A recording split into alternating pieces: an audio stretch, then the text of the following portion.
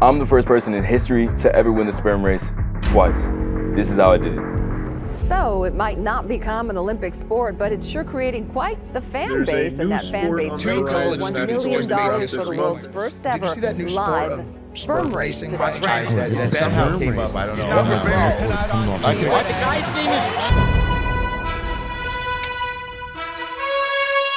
So let's talk about the Tristan Milker situation. I'm gonna use this as a microphone. So first off, let me explain what sperm racing is, if you're not familiar, if you haven't been reading up on it. So sperm is actually the best biomarker a man can have to indicate his entire overall health. The healthier you are, the better your body is at doing everything. When your body's optimized, sleeping right, eating clean, training smart, your sperm gets faster, stronger, and more motile, including making and transporting that one cell that might be your kid one day. In fact, studies show sperm quality is closely tied to testosterone levels, metabolic function, oxidative stress, and even heart health. The beauty of it all is that we're not just making something entertaining, we're bringing awareness to the fact that male fertility has been declining for decades, and no one's talking about it. That's why sperm racing exists. It's a sport designed to push you towards optimal performance, physically, mentally, and hormonally. So, sperm racing isn't just funny, it's fucking awesome.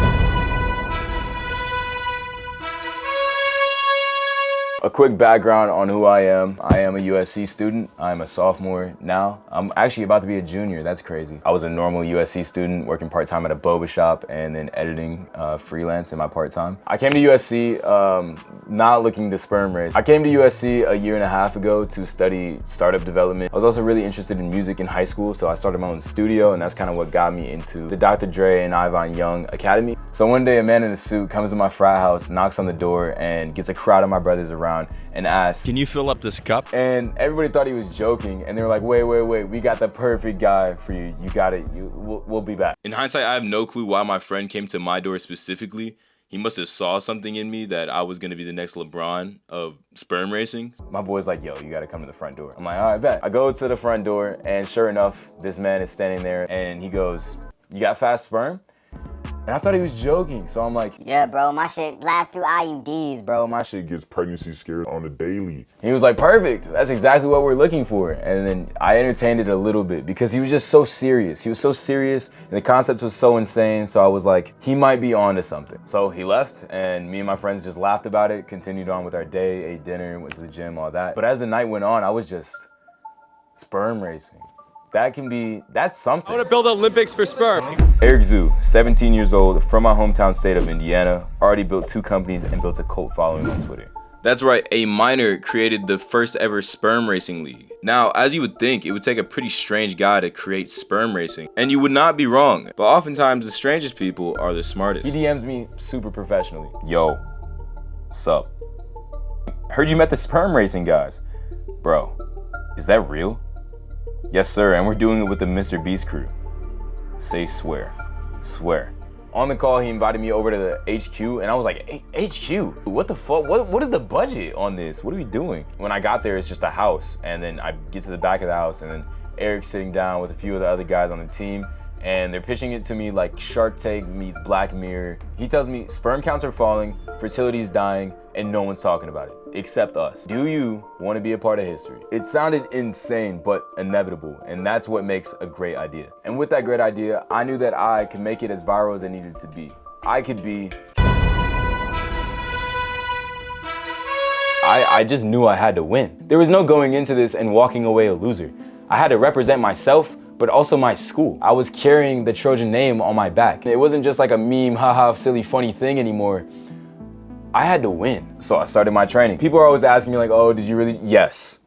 Like this was the nut Olympics. I was training intensely. Before this whole thing, I thought I was healthy. I went to the gym multiple times a week. I ate well. I posted the occasional flex on my Instagram story, you know, like the usual. But my first blood test called bullshit on all of that. Taco Bell at 3 a.m., weekend benders, hookah after parties. I was in college mode, so I made the decision. No more skipping workouts, no more drinking, no more numbing myself with stupid distractions, and of course, no fat. But I've always been anti-porn, but that's a whole different separate video that we can talk about later. I was on monk mode. This doesn't mean I wasn't sexually active, but I found what fits my needs best. I'll leave it at that. So they gave me $1,000 a week for 4 weeks to optimize my health. So that was paying for my gym memberships, my blood work, my grocery trip run, whatever I could use to make me healthier. I felt like prime LeBron. It got me like seriously involved in my health for the first time, because before, as I said, I was just like sending it in. I was going through the motions, not really like caring about my workouts. I would skip some workouts, but now I actually like cared about what I was doing in the gym, and not just like what it looked like, but what was actually going on underneath the skin. So I started going on runs. I started going to the gym 5 times a week, resting 2 times. Started eating foods that I usually wouldn't, like dates. Those are pretty gas. Got me a cutting board and I went to work.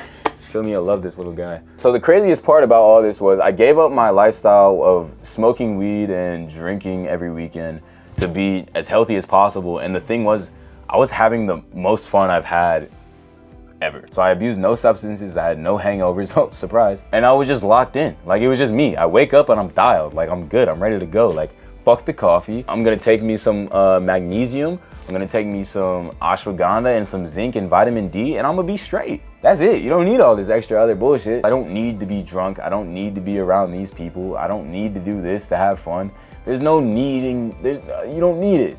You're good. You're just good how you are. All that matters to me is living with intention. And as long as you have intention and a purpose, you're ready to go. You're set. You have everything you need. Let's get a move on. Let's get to it. So boom, I'm on a roll. Every day I'm up at 6 a.m. I'm getting on a jog, then I'm going to get an omelet, and then I'm up for my 8 a.m. classes till 2 p.m. and I'm studying, and then I'm out. And as soon as I'm out, where I'm at the gym. Am I at the gym? What am I doing? I'm thinking about how I'm gonna beat Asher in this fucking race. After the gym, I'm back and I'm eating like a 5-course meal, making sure I'm good. And then I hit a little ice bath, bro. What do I do every 3 to 5 days? I crushed. It was truly the best cycle I could have ever imagined. Things were going good. And so I felt ready to go tell the world what I've been up to. Overnight, this shit went viral. I'm talking about I had to leave my phone on D&D for like 48 straight hours. Because people from back home, people from USC, UCLA, all my friends from all over were sending me links like, holy shit, is this real? Is this real? What is going on? My name quickly went from the guy in IYA to the sperm racer. And I don't know if that's the weirdest or hardest name, but I'm gonna say it's a little bit of both. People were making memes out of me before I could even start doing it myself. I mean, I still get recognized around campus. I mean, people ask me like, yo, like, are you Tristan Milker, is that you? And it all started from the promo video. Like the promo video is really what set it off. For whose sperm is the healthiest, the fastest, and the tastiest? What? I did not approve that because I thought that undermined our whole message of like male infertility. Like this is like a real issue that we're trying to tackle here. We're trying to get away from the fact that sperm is usually identified in the industry. I actually had the craziest DMs for like a whole month straight. Hey yo, can I buy feet/sock photos from you? Yes, $2,000. I got reached out to by Notes of Goon. What the hell? I got a ton of reporters coming to ask me if I want to interview. I got a lot of, is this real? Wait, she's kind of a bad bitch. There's a lot of fucked up people in my DMs, all right? There was even an article made about me saying I was the first Dominican to ever win the sperm race.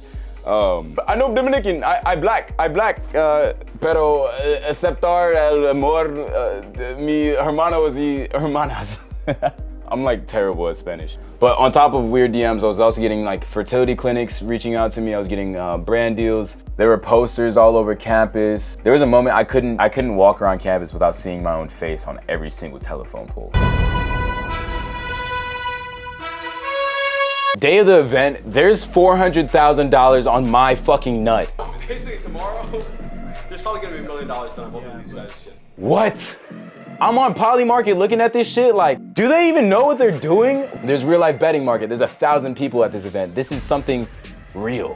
The diaspora, the dichotomy of people that were at this event was insane. There were tech bros, frat bros, health nuts, influencers, investors. Like, it was like if like a TED Talk and a rave had a baby. That was like who showed up to this event. People don't know this, but the event got thrown together in like 3 days. It was actually a fucking shit show. We initially were partnering with the Hollywood Palladium, and that fell through because they didn't like our media coverage. Thank God LA Center Soundstage took us in literally like an hour before we opened doors, like still setting shit up. That's how like down to the minute it was. But nonetheless, we got it all ready to go. Went backstage and, you know, produced the sample. I felt like awesome the day of. It was insane. There's like all these different news articles there. There were like the Variety Fair, TMZ was interviewing me. All my boys were there that walked me out. I had everybody pull up in black suits, pull up in a black SUV, and it was go time. I was locked in. Oh yeah, Ty Dolla $ign performed. Random. So boom, I did my walkout. That was pretty sick. And then I get on stage and we're just like talking shit. As I was saying on stage, I was like, I feel great. oh, there's 100% no way I'm gonna lose today. Like, I've been training. I didn't know if I was gonna win. It could be anyone's game because honestly, Asher is really fucking healthy. And I kind of just really amped things up in the month prior. Kind of had the Mamba mentality on stage. But deep down, I was like, I might get on. Because, dude, if you lose, you're in this tube and 1,000 gallons of are getting just drenched on you, man. And there's no recovering from that on the internet. Event goes on, the crowd is fucking ecstatic. Man, they got a chant. Look at this. So boom, the actual race commences. This is gonna be a blowout of epic proportions. Whatever Asher was doing, it did not work. Tristan Milker! I win the first round, Asher wins the second round, and then it's up to the third. There's nothing you can do of that day or even like the day before. It's all the work that you've done leading up to it. He's going to do it! Tristan Milker explodes through the finish line! USC wins! Tristan! First two-time champion of the sperm race. I am the fertility GOAT. Nut don't lie. We going out tonight.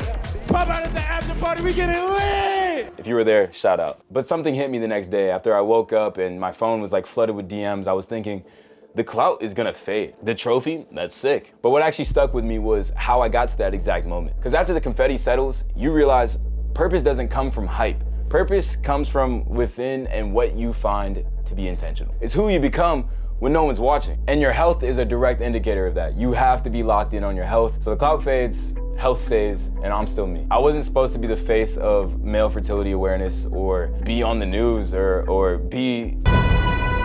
And this made me specifically and hyperly care about my health. And I realized how important it is. I mean, that's all I can do to maintain my longevity on this planet. What we're consuming is terrible. So it gave me a reason to train, a reason to care, and I ran with it. So what's next? Well, for me, for Tristan Milker, you can find me here. You can find me on TikTok and Instagram. I'm gonna keep posting stuff. Just whatever I like, to be honest. Like, it's gonna be me talking to the camera. It's gonna be me vlogging. But as far as sperm racing goes, what's next? Everyone's asking, what's next? Is there gonna be another one? Yes. The next one is going to be in Las Vegas. There's gonna be new competitors, bigger stages, and higher stakes. We don't have the dates confirmed yet, but I will be racing again to maintain my title and coming back 3-0 because I did win that first one just like everyone else. If there's anything to take away from this video is that life isn't that serious. You can be a sperm racer. You can be a musician. You can be whoever you want to be. You can do whatever you want, okay? You just gotta like yell it at the mountaintops that you're doing it and people are going to support you. Treat your life like a video game.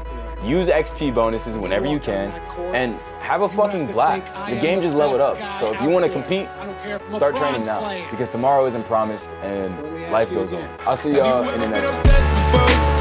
Down bad, you don't care if you're broke, cause no matter what else happens, I'ma go and get more. After all is said and done, you only left with your soul. It's inevitable. Yeah. Have you ever been obsessed before? Have you ever been obsessed before? Have you ever been obsessed before? Wait, the guy's name is Tristan Milker?